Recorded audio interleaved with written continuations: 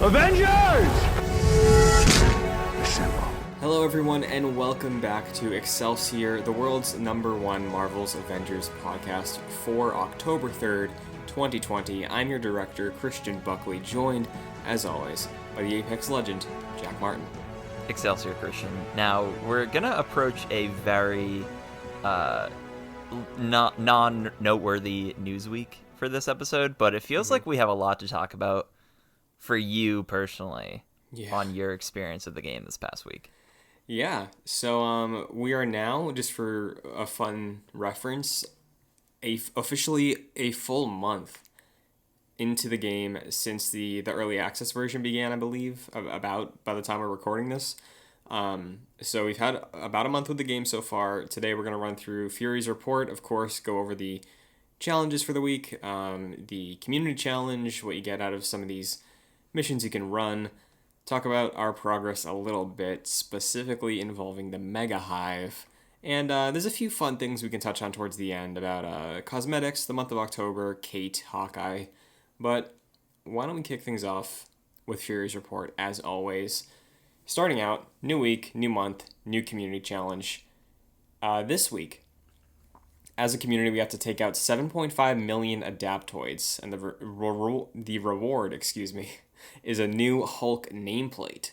So all the Hulk mains out there, maybe you luck out. Maybe we do the work for you. You know, it's like paying taxes. Well, some pay taxes and some don't. Sure. As we found out recently. Yeah. I like the fact that the community challenge is more often than not our nameplates. It's fun, you know? Yeah, I was actually going to disagree with that because, like, I guess 7.5 million adaptoids sounds like a lot, but across, like, the entire community, I guess it's really not. I wish it was a little bit more tantalizing, like a nice skin here and there, you know? Yeah, I agree with you. I think skins can be nice. I think they don't want to devalue the skins in that way, you know, because they want you to pay for them.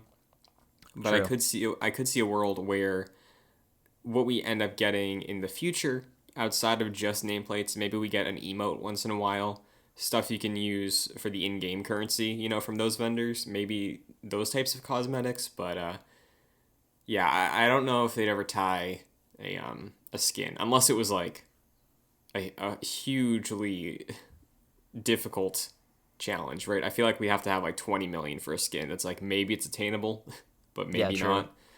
It would be like a montage like South Park back in the day when they were playing World of Warcraft and they were just spamming all like the low level enemies and then just grinding through that.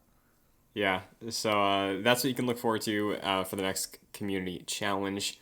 But of course, as always, every week there's new priority missions. So the low power mission for this week is In Honor's Name, with the modifiers of Pressure, which does not allow willpower recovery when you're critical, Torpedo, which buffs damage for projectiles from every single source, players and enemies, and Snowball, where cryo damage from players is buffed, and you will get some epic gear from this one. On the high power side, it is a Day of the Remains. For the mission, you can run with the modifiers of Incinerator, which adds fire hazards and buffs plasma damage, again, from everyone. Torpedo, which we saw in the previous one. Heavyweight, meaning enemy stun meters will build faster. Pressure, also being carried over from the low-level mission this week. And your reward will be Polychoron and hero-specific gear.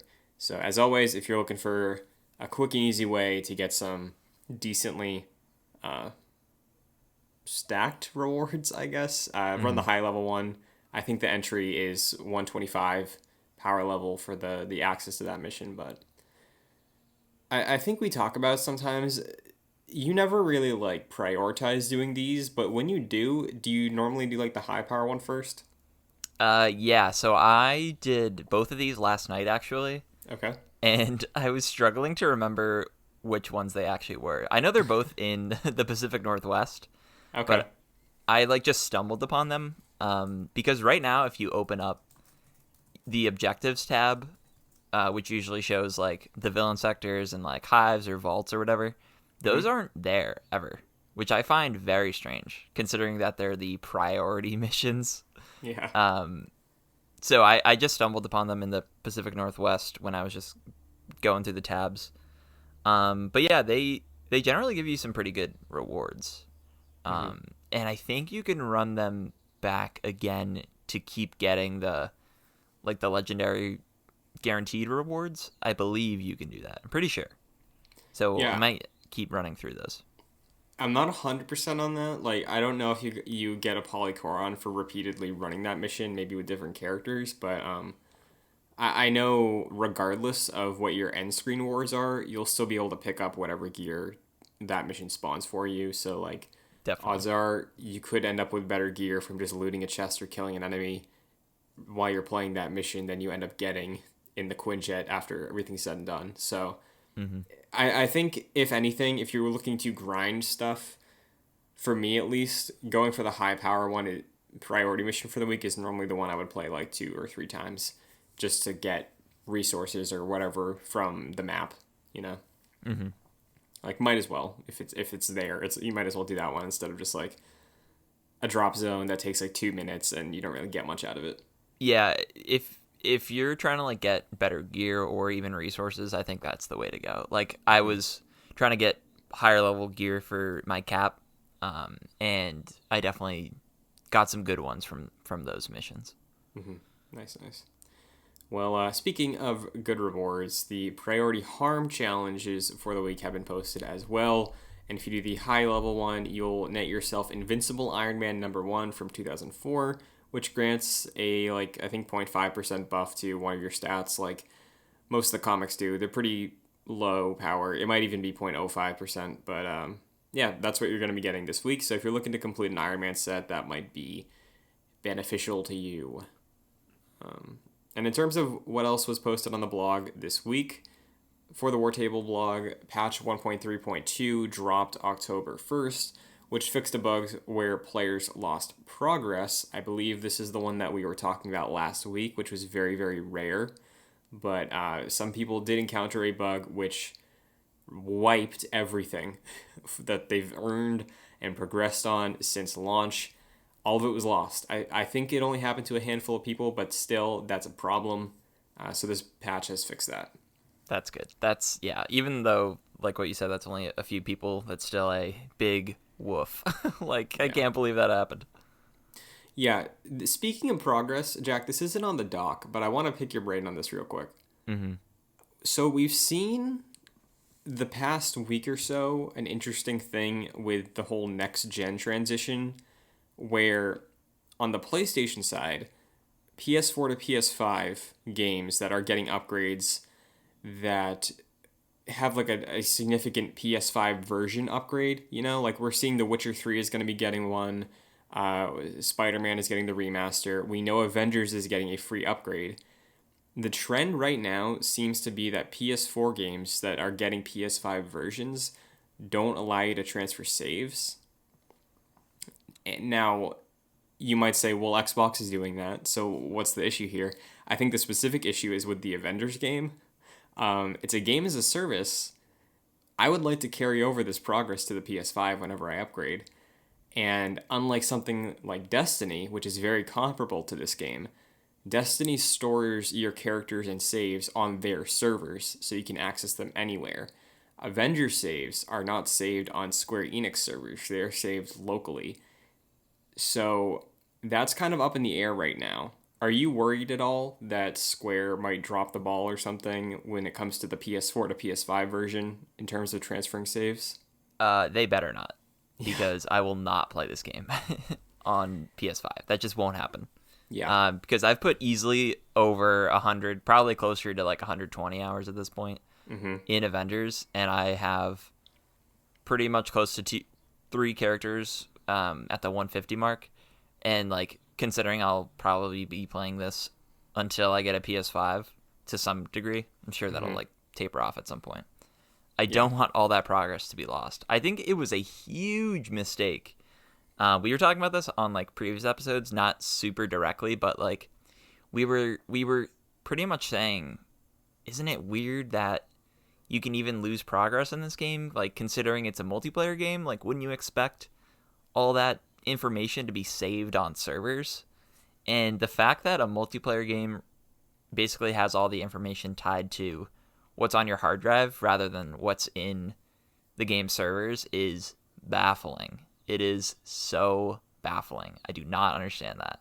So if that I think is an issue, like with I've had some like corrupted save notifications, but I think maybe my PlayStation Plus has like save the day or something. I don't really know the mechanics behind that, but it's been an issue for a few people.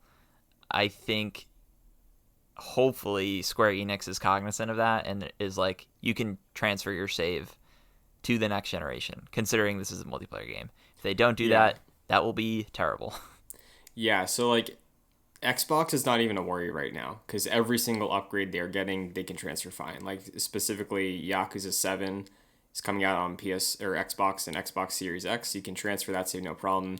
The other day, the studio came out and said that's not the case for PlayStation. So like, we are the number one Marvel's Avengers podcast. Square Enix or Crystal Dynamics, if you are listening, it would be very much appreciated if you could put a comment out sometime soon and just be like, hey, you know what, we're working on something. Maybe it's not immediate, but by the time the PS5 version launches, you're going to be able to transfer your saves no problem. Like, I hope they've been pretty transparent, I feel, so far this past month. So, like, get to that point because I'm starting to look now. I'm starting to be, like, very, very ear to the ground what's going on with this. Well, here's something that I was just thinking about. We know crossplay is coming. Mm-hmm. Do we know cross progression is coming? Because if it is, and let's say that you can't like forward progress from PS4 to PS5, Mm-hmm. if there's a weird workaround where you can cross progress from PlayStation to Xbox, I might eventually I want to get a Series S. Mm-hmm. If I want to keep playing this game, I might cross progress to Xbox and then play on the Series S to get the next generation upgrade. Hey, I don't know if that's a weird galaxy brain move and I'm not making much sense. No, because I was thinking through this with Destiny, like before I knew that was a lock. Yeah, You lose Spider-Man, but maybe it's a soul for a soul, you know. But, exactly. We'll see what comes of that in the future. But the Mega Hive has also been a huge topic of conversation over the past couple weeks in the community, and as we know, the Mega Hive every week will refresh with specific modifiers. You can run it once. You can complete it once per week. So if you do complete it, you're not able to do it again until the refresh. This week the modifiers are Pressure, which again, no willpower recovery when you're critical. Maelstrom, all heroics charge at a significantly increased rate. Oasis, regen packs have increased willpower benefit, and Goliath, significantly increased presence of exos. Now, that's all well and good. We talked about the Mega Hive, I believe, last week for your experience with it, right? Right. So this week, I gave it a shot. And Jack, this crushed me. Oh boy. So this is sort of bleeding into our update on our progress, less about Fury's report, but it's still kind of topical because I have seen a lot of frustration with the Mega Hive, just similar to your experience and a lot of articles I've been reading of like, hey, really inconsistent on what kind of drops it gets, lots of bugs. So I went in with my Thor. My Thor is my only character that is at the level that can participate in the Mega Hive. Nobody else is even close. So the way the Mega Hive works, of course, if one of your heroes goes down, they don't get a chance to get back up. You just have to go to the next character who's at that level. So for me, I had one shot. You know, Thor was it. Now, I was like, okay, you know what? Let me just give this a shot. Maybe not like a serious thing. Let me just attempt it. And I was progressing pretty all right. I didn't think it was too hard. I split it up across 2 nights. I think I started it Saturday night, and then I went back to it Sunday morning. And I probably took like 3.5 to 4 hours total, right? I reached the final floor. And let me tell you, at some point, I had to reset an entire run of a gauntlet. So, like, the 4th set, I had to reset just because of a weird glitch. I got to the final floor of the final gauntlet. Nothing spawned. I was like, okay, let me reload my checkpoint. Let me try that. Did that a few times. Nothing worked. Whatever was supposed to be spawning or being triggered did not happen. So I was like, okay, let me just reset it a couple times because worst case, I'll just rerun this whole gauntlet. That would be annoying, but it's not the end of the world. So the reload checkpoint didn't work. I was like, okay, I'll back out to the Quinjet. I'll requeue up into this, and I'll just run again. No problem. I haven't really had difficulty. And I got to, I believe, floor 5 of 6. And then I died. Ugh. On floor 5 of 6. So if the game wasn't a buggy mess and forced me to exit it after spending about 4 hours running this, I would have completed my first Mega Hive. I potentially would have gotten an exotic. Probably not, because I know it's rare. But Yep. there's still the what if. There's the whole, like, you don't know what actually would have happened. But I was incredibly frustrated with this. I closed the application, and I have not played it since then.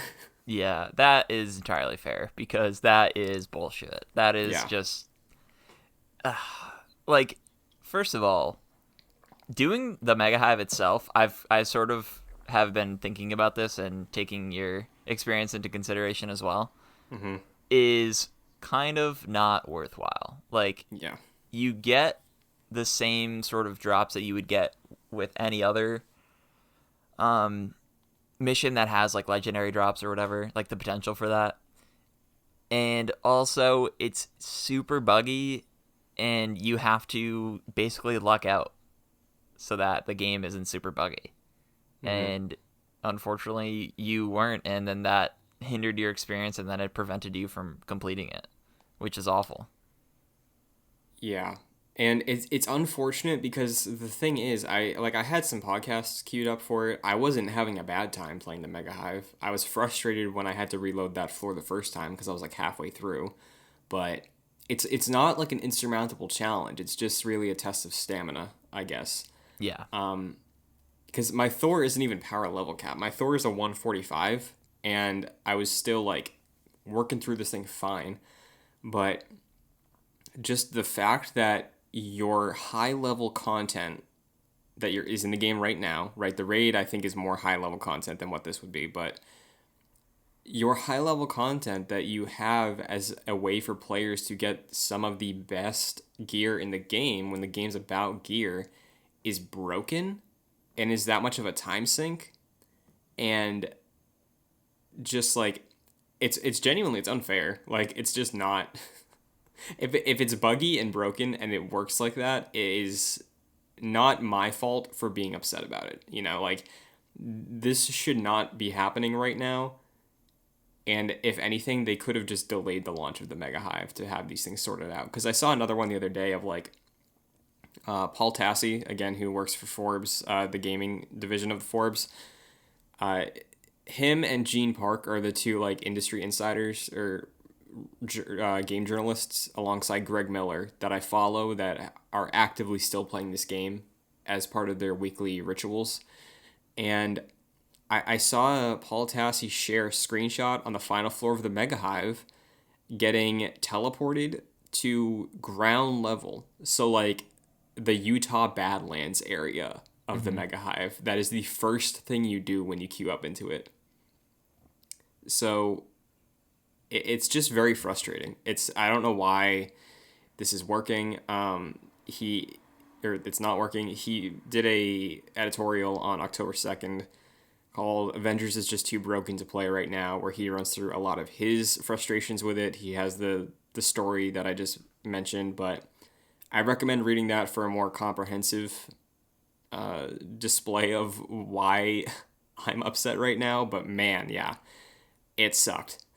Yeah, I fortunately haven't run into too many like game progressing bugs, but like they're out there and they affect a significant amount of people that play this game. And it's really unfortunate. Like, considering this game has Marvel's Avengers as its title, you would expect a certain level of polish to be associated with that. That's just not there, and it's really unfortunate, and I wish this game came out like 6 months later, or like whenever it should have come out, because it Hmm. launched broken in like a lot of different aspects, Yeah. and that's definitely like coming to a certain level of annoyance with like the Mega Hive, where like you shouldn't have to like worry that your game won't progress in the way that it's supposed to, right? Like it's almost a gamble to go through the Mega Hive, and it Yeah. sucks. Yeah. And here, like, for me, the way I play games, normally, if something like that happens in something I'm trying to progress in, and like I die on the final level, I'll either give it another shot immediately or maybe like a day or two. I haven't gone back to it just because I know it's not reflective of my skill. It's reflective of the chance that a bug happens that is on the onus of like Crystal and Square, right? And Yeah, like I'm not mad at them, but like man, get it together. Like come on. seriously. And I wish you.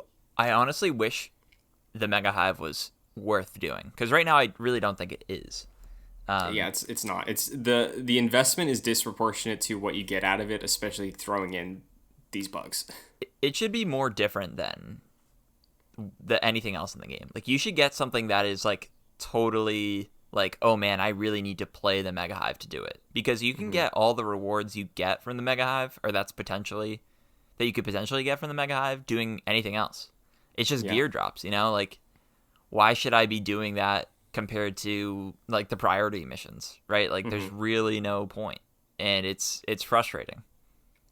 Yeah, I think I don't want to jump around a ton, but I think the raid is going to probably be, and I say probably just comparing it to stuff like Destiny, be the thing where you do get the exclusive things, where it's like if you want this, you can only get it through this content. Because, again, comparing it to Destiny, there are certain gear sets which change your appearance in Destiny that are only attainable through completing the raid. And even at that point, it's like you have a chance of getting that role. You know, in Yeah. Destiny 2, you earn tokens by completing at least the first raid that you can spend to get a specific armor set. So it's like you're still working towards something that can only be achieved through this specific content.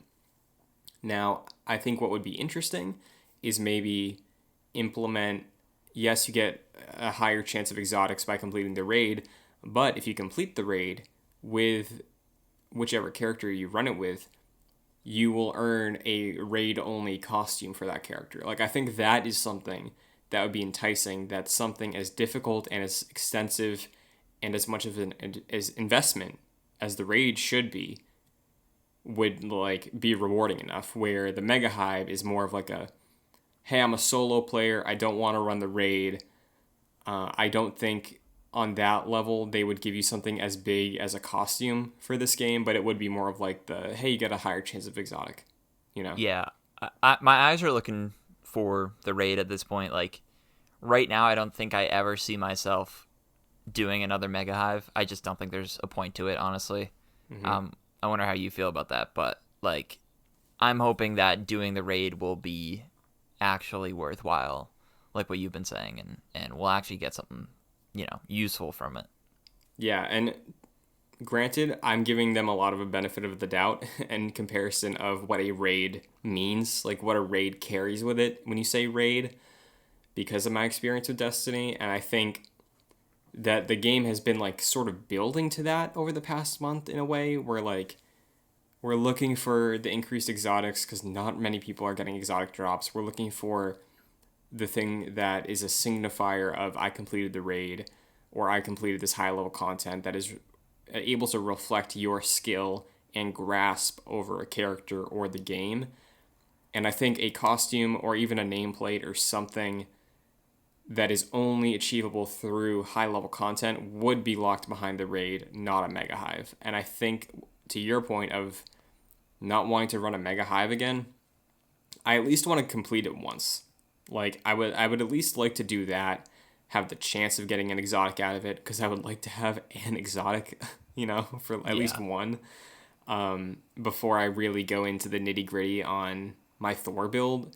So like if I could run the Mega Hive one time, God willing, I get a nice hammer. That's an exotic. I can like just go from there and make my Thor the way I want to have my Thor for the raid. Yeah. Well, here's hoping the raid comes soon. Yes. But why don't you update us on your experience with the game over the past week? Yeah, not too much has changed. I've been playing Captain America a ton, so he's essentially like my third. And honestly, like compared to Black Widow, because I think they're both kind of similar Mm-hmm. in a way.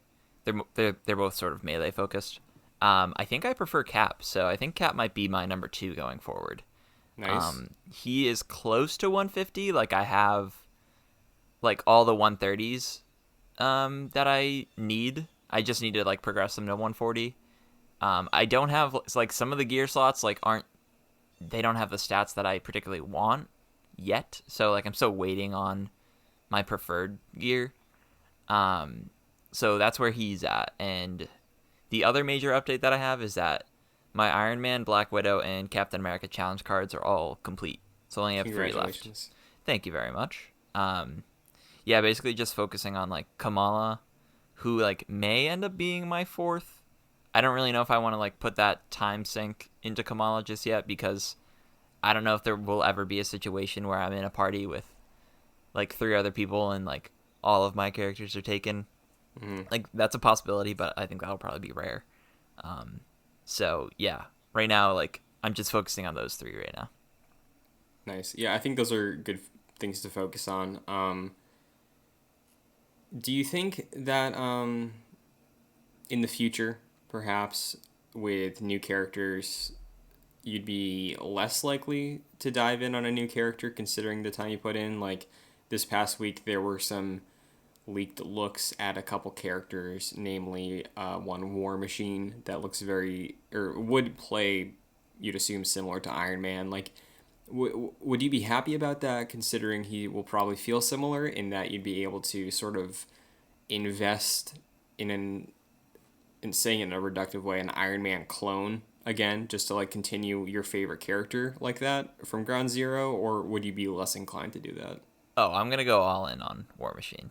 Nice. Yeah, like I'm 100% in. Considering like if I run into the situation where someone wants to play Iron Man, Mm-hmm. then I'll be like, oh well, I can just play War Machine, like no problem. Because essentially, Nice. I'm assuming it's gonna play pretty much the same, different Yeah. animations and stuff like that. But yeah, I think the characters will largely be clones, like you said. So I like the idea of that because then you can play basically the same character. And honestly, like I kind of feel like you already should. Like if you want to have a squad of 4 Iron Men, then I think you should.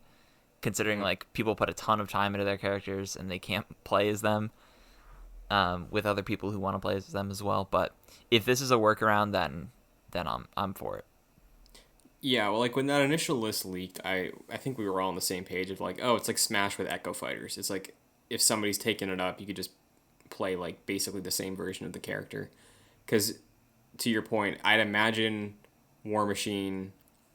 The main difference is probably like you said, animations, and then when it comes down to the toggles for your ranged attacks, I bet repulsors stay. I bet instead of lasers, it's just your like minigun on your shoulder for a constant stream of bullets, and Yep. then I don't know, bigger rockets. Yeah, like I feel like Rockets is definitely a lock Mm-hmm. and definitely like a minigun instead of the laser. And then Mm-hmm. maybe repulsors or something different, although like that's kind of a given with the Iron Man suit. So Right. who knows? But yeah, I think it'll largely be the same. Nice. Well, why don't we dive into Stark Realities to wind down the show this week? I have 2 things on the dock. We just mentioned a leaked character with War Machine, who, hey, looks cool, right? That concept art looked nice. It looked like War Definitely. Machine. There was another concept art that leaked. I sent this to you last night. We now know a version of what Hawkeye, Clint Barton Hawkeye, will look like when he's suited up, mask on, Mm-hmm. and man, I hate it. It's awful. It is Yeah, paint a awful. picture. Um, so it's Clint, like we saw him in the trailer. Mm-hmm. except he has this gross looking Halloween mask knockoff version of I've never seen Hawkeye really with like a mask on, but he's got like this nose up mask that is like I described it as like a knockoff version of like the Arkham Knight mask. Mm-hmm. It's purple. It's it's just awful. It's just really terrible. Yeah, to me, it looks like a bicycle helmet with a visor on it. Yeah, that's the perfect way of describing it. It looks very strange, and there's also been some leaked looks at like Kate as well. Uh, thank God, I'm more excited for Kate because she looks infinitely better in her outfits than that look for Clint. And ho ho ho. But Yeah, uh, I didn't see the Kate stuff, but I can imagine it being better than what I saw with Hawkeye. Because oh boy, that was bad. yeah. But speaking of Hawkeye and Kate, I think we can have a little discussion about October content, right? Because the first month has come and gone. We're done with September. We're looking forward to the next content drop. There should be a war table soon-ish. We talked about that a bit last week. We're expecting one before Kate.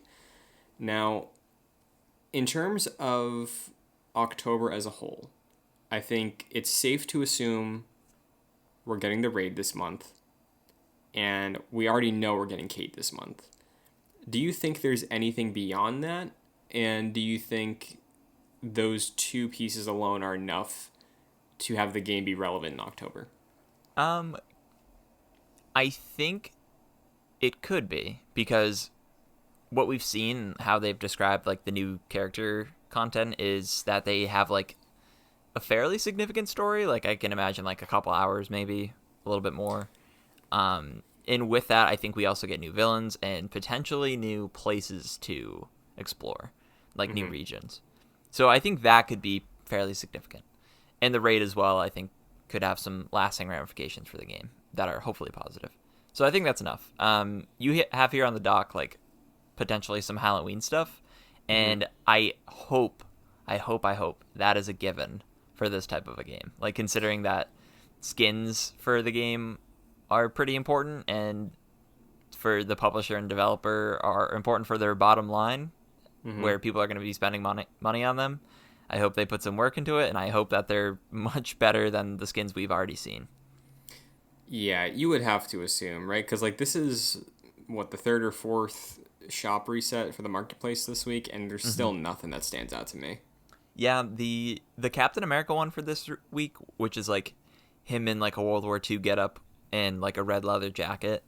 I actually really like that one. I don't think I'll spend money on it or like the currency that I have accrued from the challenge cards, but that's the one. That's the first one I was like, oh, that's like cool, kind of. Mm-hmm.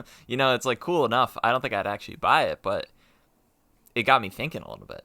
I don't think Yeah, anything else has done that yet, which is unfortunate. yeah, and we see games like Overwatch, Fortnite, Destiny. Even Destiny's been doing this since 2014 with the Festival of the Lost. Like, there's a lot of opportunity to do Halloween events, decorate the hub. Maybe we get like decorations in the helicarrier. That would be awesome. I don't know if it's too soon for them to do that, but I would love that. Um, I guess in terms of costumes, if we're doing Halloween costumes for the characters, are there any standout ones that you want to like? In my mind, what I'm picturing is for Iron Man, it's a suit just made out of cardboard as like what a little kid would wear if they wanted to be a robot for Halloween because that just makes so much sense. Yeah. I feel like Hulk or Thor, you could do a Frankenstein thing with like the lightning on Thor, or just the fact that Hulk is green. But like, there's potential, I think, right? Yeah, there's definitely a bunch of potential for Iron Man. Like I would definitely want some sort of an Iron Man skin. Mm-hmm. I said go the route. This would not make any sense, but like go the route of like Hobgoblin in a way, because that's just Okay. like similar. Like Hobgoblin is like Green Goblin, and they're both like sort of flying characters, in some iterations. So if you could make that fit with Iron Man, at least like color wise, that would be cool. Sort of like green and orange or whatever, or purple and orange. That would be cool. I would like that. Yeah, I would hope it is a little more than just I know that's not what you're saying, but like a little more than just a new color option for the characters. Like if they do Hmm. black and orange or black and purple and green, that's not enough. Yeah, Like, no, it would have to be like some sort of a redesign, yeah. which is what I would Like want. give Thor like slicked back black hair and a red cape and a white puffy thing and make him Dracula. Like do that. Like don't just give him like, oh, they're all wearing black and orange suits. Like that would be a bummer. Yeah. I think like overall for October, this has to be like they have to set a precedent this month Agreed. Yeah. to be like this is what you can expect like month over month because it's been a month now, and we're gonna do. I assume they're probably gonna do like every month they're gonna do like something to add to the game that's new. Mm-hmm. So I hope by the end of this month we look back and say, wow, they added like a significant amount to the game. They fixed a lot of things, and the promise of the future is solid because after the first month, which had a lot of issues, hopefully by the end of October, they have done enough to address those and added new things to make the game feel fresh. Because right now, after a month, it's definitely lost some of its shine, considering that it's a lot of rinse, wash, and repeat at this point. Yeah, and like you would hope end of October, most of the issues from launch are washed over, and from then it's just, okay, what can we add? What can we tweak, improve, buffer, nerf, like stuff like that. It becomes the focus, and I assume it would. I'm with you that I think October is an important month. I don't know necessarily if October would be setting a template because I do think, considering this is month two of the game, it's it's unlikely that the amount of content they add this month is representative of what every month will be. I could see a world where for at least the first year, maybe we get a character every month because we've sort of seen that start to take shape with like Kate this month, Clint next month. They were going to reveal Black Panther at the last one, so maybe he hits in December. We're seeing leaks of like someone like War Machine. We've seen She-Hulk thrown around a lot, Captain Marvel, and then Spider-Man is early next year. So like you can make a roadmap in your head, right? And I think more than anything, more than what content is coming this month, the fact that they said at the last War Table presentation that the next one will have a roadmap is going to really showcase what to expect moving forward. And I do hope they're pretty transparent about what the plan is, as exciting as it would be to randomly learn at some point at the beginning of the month a new character's coming. Like, say that is the plan. You don't have to say who, but like say like, every month expect this, you know? Yeah, I'm definitely excited for that war table, and hopefully it Mm-hmm. comes soon. Yeah, if it's next week, that's perfect. If next week is the war table, maybe next weekend Kate launches or the raid launches in Kate's late November or sorry October, I'd be happy. Me So, too. do you have any final thoughts? Any messages you want to send out to the agents of Excelsior before you wrap up this week? Sure. Aside from thanks for listening, I'm hoping that we see some major improvements to the game. I think like you texted me about your experience with the Mega Hive just like totally drained me as well. I was like, oh man, like I can't believe that something like that could happen. Yeah. So, like I said earlier, I hope by the end of this month, most of the big issues have been ironed out. And like what you were saying earlier, that we're just looking forward to the future rather than like being hindered by what's happening in the present. So I'm hoping that is fixed by the end of the month, and I think that's kind of reasonable considering it'll be like 2 months since the game is launched, come Mm-hmm. November. Yeah. I think that is fair to expect. And we know the next patch should be, we talked about it last week. They said the new patch is being tested this week, but next one should be adding like the compass, or not the compass, but like the ways to track locations easier in the war zone, stuff like that. Um, if anything, though, that we didn't touch on, new villain sector. I know we're getting new villains with the character drops, but new villain sector, please. Because, Jack, we haven't got a chance to play a ton because the Mega Hive has been my focus the past like week or so. But yeah, I just like more multiplayer content, please. That's not just drop zones.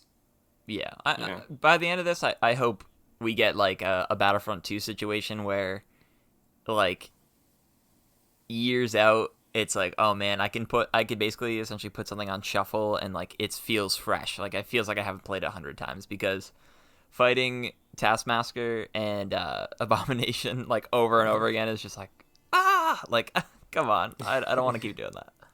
Sure. One thing I just remembered, I'd be upset if I forgot to throw this out there as a guess for a Halloween event. There's a popular comic line, I haven't read it yet, but it's called Marvel Zombies. That could be a fun thing to throw in there. Do like a nice limited time event, maybe it's a horde mode or something. That could be really cool. I bet we'll see a really good Halloween event next year. Yeah, I think you're right. I think the hopes that we have is what hits year 2 Halloween, not the month after launch, you know? Yeah, I feel like they have bigger things on their plate. I think we'll probably have more like skin related stuff and like atmospheric stuff. Like maybe like you were saying, like the helicarrier and the anthill are like they have like little jack-o'-lanterns or lighting or whatever. Yeah, like let Kamala put the sticky jellies on the windows of the helicarrier. Yeah, and I think that might be it, which is fine. Like considering that it's only a month old, like they have a lot of problems to deal with.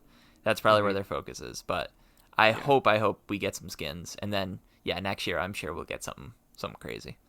Yeah, and we do know, we saw a couple weeks ago, or we heard at least, that there were data mines of a Hulk Santa outfit, so holiday time, maybe we get more of what we're looking for now, but yeah, I think don't lose your hope yet, you know? So, I believe that's going to do it for Excelsior for the week of October 3rd, at least the upload day. So, Jack, where can the agents of Excelsior find you? Sure. You can follow me on social media at FascinatedJack. Also, head over to youtube.com/joyclicks, which some of you are probably already there. If you like Pokemon, Christian and I have a Pokemon podcast called My First Mon. We just wrapped up, or are wrapping up with Pokemon Crystal, and soon enough, we are moving on to Pokemon Emerald, so stay tuned for that. Nice. You can follow me on Twitter, Instagram, and Twitch at Chris N. Buckley. This show is also available not only on youtube.com/joyclicks, like Jack said, but if you want to listen to this when you're playing your Marvel's Avengers for the weekend, you can check it out on audio platforms like Apple Podcasts, Spotify, Pocket Casts, Google Play, wherever you can find a podcast, it is there. The show does very well thanks to reviews from the listeners like you, so if you can give the show a rating or review on your podcast service of choice, it would be greatly appreciated. It takes just a second, and it helps us maintain the status of being the world's #1 Marvel's Avengers podcast.